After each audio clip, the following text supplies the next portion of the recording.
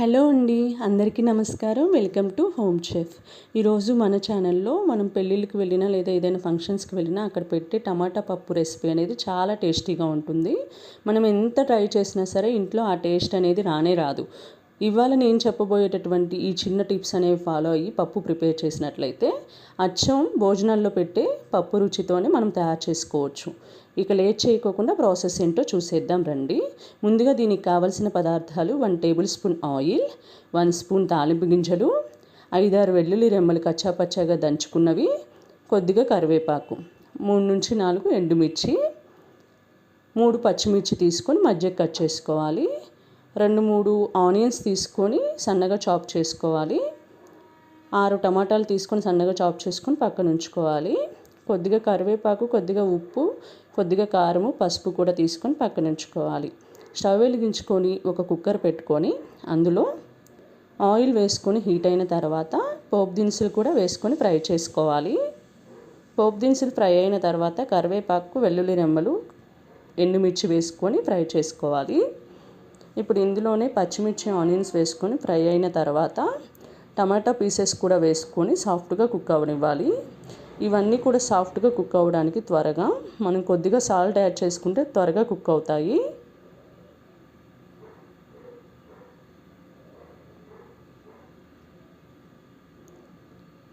టమాటా pieces అన్నీ వేసిన తర్వాత మూత పెట్టుకొని కుక్ చేసుకోవాలి 5 మినిట్స్. 5 మినిట్స్ తర్వాత మూత తీసి ఒకసారి బాగా కలుపుకోవాలి. ఇప్పుడు ఇందులోకి పసుపు, ఉప్పు, కారము, చింతపండు వేసుకోవాలి. ఉప్పు అనేది ఒకేసారి ఎక్కువగా వేసేయొద్దు, పప్పు అనేది ఉడకదనమాట ఉప్పు వేస్తే. ఈ విధంగా కలుపుకున్న తర్వాత అర్ధగంట ముందు నానబెట్టుకున్న 1 కప్పు కందిపప్పు వేసుకొని 1 కప్పు వాటర్ వేసుకొని బాగా కలుపుకోవాలి. ఇప్పుడు ఇందులో కారం సరిపోయిందో లేదో చూసుకొని కొద్దిగా కారం కూడా యాడ్ చేసుకొని ఒకసారి బాగా కలుపుకోవాలి. ఇలా కలుపుకున్న తర్వాత కుక్కర్ మూతకి విజిల్ పెట్టేసి 8 నుంచి 10 విజిల్స్ అనేవి రానివ్వాలి. 8 నుంచి 10 విజిల్స్ అనేవి రావటం వల్ల మనం పప్పు గుత్తితో ఎనిపే పని కూడా లేకుండా గంటెతో ఇలా మ్యాష్ చేసుకుంటే పప్పు మెదిగిపోతుంది. ఇంకా ఫైనల్గా కొద్దిగా ఉప్పు, కారం సరిపోకపోతే వేసుకోవాలి. వేసుకొని ఒకసారి బాగా కలుపుకోవాలండి గంటెతోనే.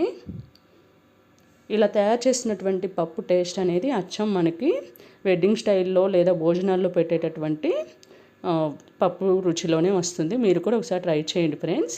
అలాగే వేడివేడి అన్నంలోకి నెయ్యి అంటే ఇష్టం ఉన్న వాళ్ళు వేసుకొని కొద్దిగా పప్పు వేసుకొని బెండకాయ ఫ్రై లేదా ఆలూ ఫ్రైతో కనుక తిన్నట్లయితే చాలా టేస్టీగా ఉంటుంది. ఈ వీడియో మీకు ఎలా అనిపించింది అనేది కామెంట్ సెక్షన్లో తెలియచేయండి. సబ్స్క్రైబ్ చేసుకోండి.